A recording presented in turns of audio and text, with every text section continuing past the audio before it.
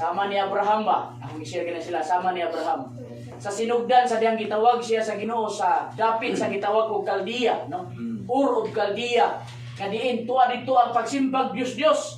Halos good brad, ang mga tisa dito, ang mga bricks, naingalan sa ilang Ginoo. Kung sa kadaghan ang ipile nga halublak brad, mo kadaghan ilang Diyos-Diyos. Mo na yung origin ni Abraham atong amahan sa pagtuo. Pero sa diyang gitawag siya sa Dios sa sinugdan. Nag-appear kaniya, nagpakita niya ang Diyos sa himaya. Pero murag di pa kay siya musugot. Mo itong iyang tatay may gigamit sa Ginoo nga tabok sila sa katong suba sa Euphrates, no? Pero mga igsoon, bisan sa sinugdanan, dili kay ingana kaklaro si Abraham, dili kay siya ingana ka-absolute sa pagtawag sa Dios niya. Apan sa pagbalik-balik sa Dios kung duaw niya, brad. And the God of glory appeared to Abraham again and again. Nadanigin siya, kadugayan, sister.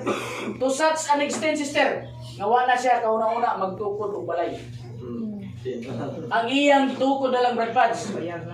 Halaran una ay hatulda. Kay iyang nakita sa pagpadayag sa Dios niya, na dili siya lumulupyo aning damita. Ang iyang gingharian tuwa sa umalabot.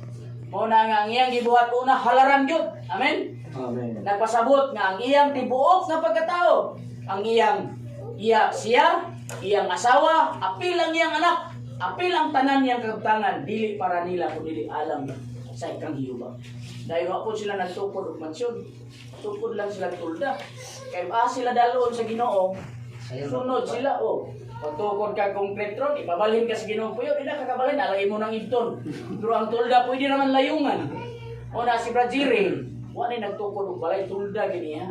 Kaya kung ihataw ko sa Ginoo, pila rin pagpaandar sa bao. Amin mga igsoon mo na yung mga tao nga ang kasing-kasing na puno sa Ginoo.